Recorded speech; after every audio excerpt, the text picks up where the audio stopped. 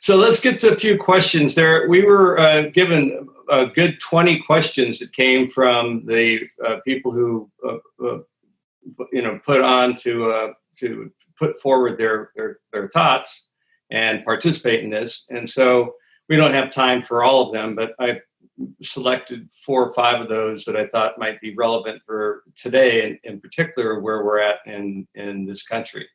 So let me start with the first one, which is throughout his career, how difficult or accepting was it to infuse his culture or your culture and voice of the Black community into your work?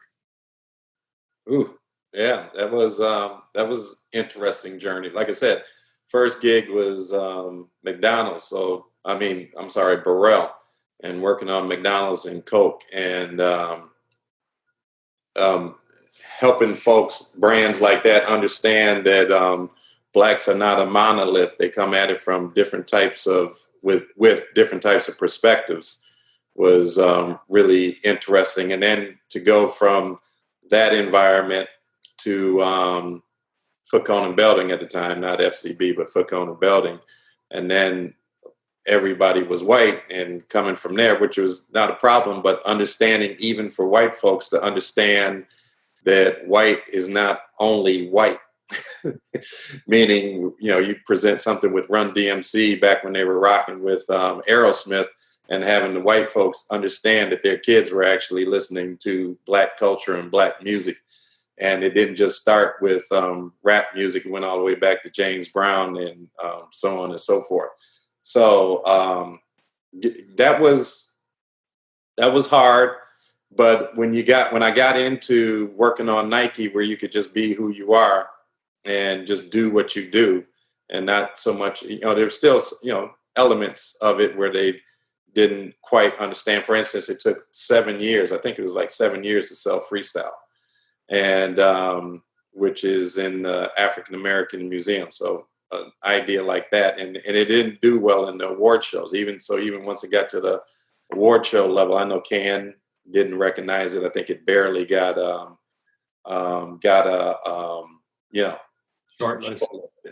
Right. So it being true to who you are, true to who God made you, and just staying on that course, knowing that it's going to be bumpy, but you got to do who you are. That's the best advice I can give.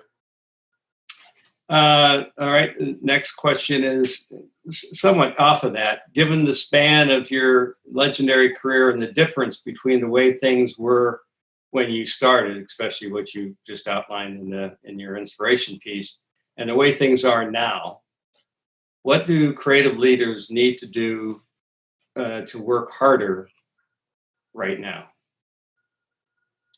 Or to just overall? Yeah.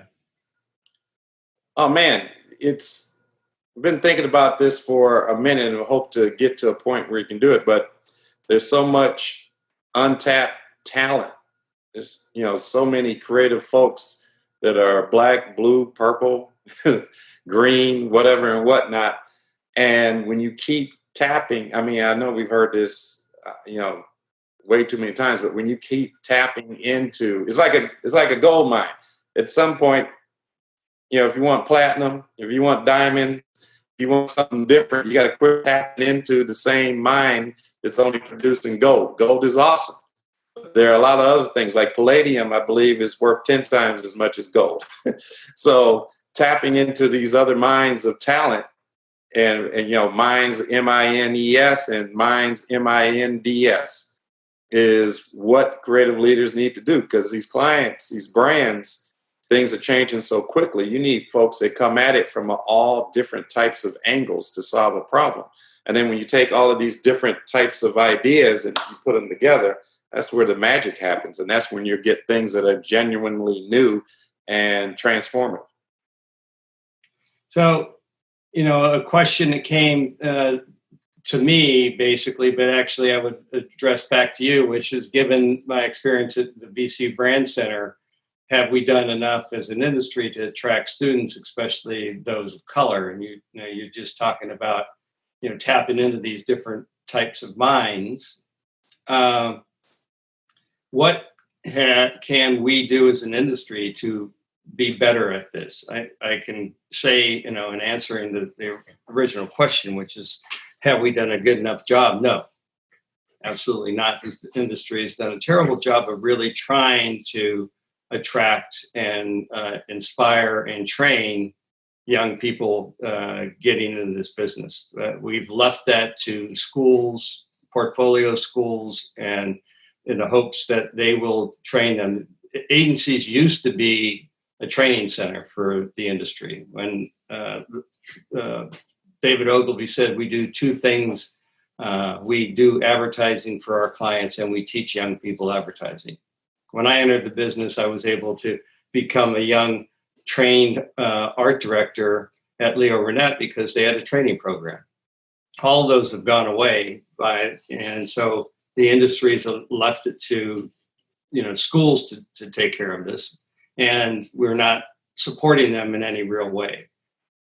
So clubs like the Advertising Club, and the others that are around the industry are really the ones who are doing the most at trying to support education and get the word out to young people that this is a valued career. But in particular, what would you think about or suggest? I'm sure you've got lots of young people of color who've come to you asking your advice and getting in the business, or where they might go to better their opportunities to get in. What would you, say? For the folks doing the hiring, it's not rocket science. Quit acting like we're building a rocket ship to Mars and trying to figure out how we can get there in 3 years and whatnot and not die. We're making advertising, and a lot of these young folks are making ads all day long. It's just on social media. They're just different different types of vehicles to making ads, or they're writing poetry, or they're doing writing music, or they're doing graffiti, graphic design in that way. And there's so much talent out there to think that it only comes out of a school. Now, Brandcenter is, obviously one of those schools is off the skillet, and Van Graves is over there handling business now. And I'm sure he's going to make it much more diverse and tap into that untapped talent. But everybody can't afford to go to school. And you can take it all the way back to, for the old heads out there, Ed McCabe. I think Ed McCabe graduated high school, and that was it. And right, Yeah. and he came on. I didn't finish at Michigan State. I still have like a couple of courses there. Although maybe y'all give me my honorary degree or something. But it's treating, and it's not just young people. There are mid-level. There are senior level folks who were driven out for whatever reason and whatnot, who have an extreme amount of talent, who have been cut out of the process. The other thing that I think is the key. There are enough Black folks, not enough, but there are enough Black folks on the brand level and on the agency side who can actually hire some folks and bring them in, and quit acting like, crabs in the barrel, as we'll say in the Black community, where you want to be the only one Black person, or you're fearful that if you bring in somebody Black and they don't work, or bring in somebody brown and they don't work, that it'll reflect so poorly on you that you'll get fired. And we all know that a bunch of white folks have failed and sucked, just like anybody else. We're human. And quit acting like we aren't, and quit acting like it's such a big deal to bring on a person of color. Just bring them on. If they suck, you fire them, just like you would the white dude. Yeah, I think agencies need to do much more of internal hiring. When I was at Ogilvy for the last 4 years before I left to go to the Brandcenter, I started a group called Young Guns, and I went out and hired young students from UT, from undergrad programs, some from portfolio schools, but brought them in, gave them a salary for 1 year and an opportunity to work within a small group called Young Guns that were mentored, and were taking on assignments from the agency that we would normally freelance out, and had them work on it. And after the 4 years, we had 22 people who were in the group over those 4 years and teamed up, and 21 of them ended up into the agency. And we just took the opportunity and the risk to hire some young people that weren't, ready to hit hit the ground running, but we trained, and they ended up becoming, a part of the agency. And I think more agencies need to do that now, and not stop relying on, when I was running the Brandcenter, people would come down and only want to, these kids had gone through 4 years of undergrad, 2 years of graduate school, and they're still being given beginning jobs. Well, if you're going to give them a starter job with a low salary, why don't you hire them right out of undergrad, or even before that? Hire some out of high school that you think are going to be talented poets, musicians, or writers, and take a risk. The industry does not take any risks. We're looking at the same sources and all of that you said. And the other important thing, once you've hired some folks of color, hopefully you hired them so you could get a different perspective. And you didn't hire some people who may be black on the outside but white on the inside. They're going to have a different perspective. They're going to act differently. They're going to talk differently. It's nothing wrong with how they talk, act, carry themselves. It is simply different than the cookie cutter Wonder Bread stuff that folks that you're used to. And that's important, to allow a person of color to be who he or she is. Super mad important. And to give them support that it's okay to be who he or she is. Yeah. Two more questions, because we're starting to hit we were supposed to be done at 4:45. But one I really want to ask, because I think you'll add some great insight to this. In this moment of change, what can the advertising industry do to ensure it's sustainable? I look around at what's going on, and I just wish that the industry would get behind some major communications that would help move the ball forward, not just for the industry, but for culture and our country in particular. Pretty much everything that we've said. I mean, I know I think there's like 3 waves in America, and I'm not a historian or anything like that, so this is just the Jimmy Smith 2 cents. The first wave was slavery, and with the Civil War, it took a lot of white folks willing to die to end slavery, a lot, and they were willing to put their lives on the line for some folks who didn't look like them. And then the next wave came when Emmett Till died and was murdered, and a lot of white folks joined up in the civil rights movement, and they were willing to die all the way through, as freedom fighters. And some of the unfortunate one was in Mississippi, where a Jewish cat died, a white guy died, and a black. They were killed by the KKK, who were actually police officers, but also KKK. So here we are. And to me, this is the third big wave, and COVID had a lot to do with it. No sports. Nothing. Everybody's at home. It was during stay at home, where many of the states had to stay at home orders going, and white folks were actually able to see it. I remember I had a white exec tell me, "Jimmy, I didn't know that was going on." It's like, shit, why not? We've been telling you for, I don't know, however many 100 years, 200 years, whatever the deal was. But it forced families. A lot of families were at home. So I think that thinking has infiltrated the hearts of those who have hearts. You can't do anything about a racist, F word.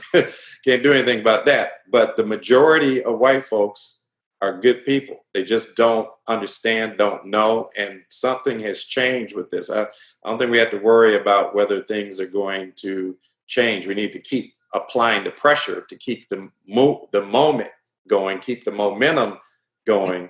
But in terms of this is different. When you see a town out of Iowa, which is 99.9% white, and nothing but white folks out there protesting for Black Lives Matter, that's different. And you're hearing it and you're feeling it from the brands, from the clients, and I'm talking about major brands across the country. So it's if I was black, if I was a black person, which I am,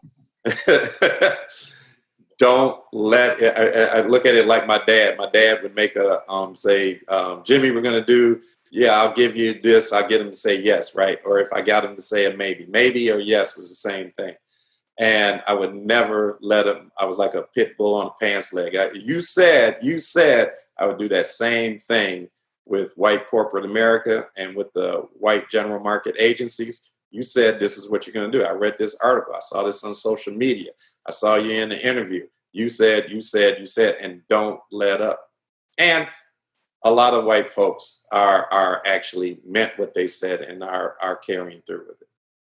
I agree, and I would love to see the industry put together a real group to keep the pressure up with communications as well. So we'll see if anybody takes the bait on that. But so I just want to thank everybody who has joined us today, and hopefully, like the ad council. Yeah, the ad council will be great. So. I'd like to thank all of you who tuned in, and hopefully you found the video and the discussion inspiring. And I just want to again thank Gina and the Advertising Club for hosting this and allowing us to continue the series. And to remind you that next week, Monday the 20th, we'll be discussing Jimmy's Asian friend, Lee Clow's inspiration, with Chief Executive Officer of TBWA Chiat Day, Rob Schwartz. So if you're available, please tune in. We look forward to doing this again next Monday, and then the following Monday after that, we'll be doing another one, and the following Monday after that also. So thank you again, Jimmy. Appreciate your time and your participation. And thank you, Gina. Yeah. All right, thank you all. We'll end it now and enjoy.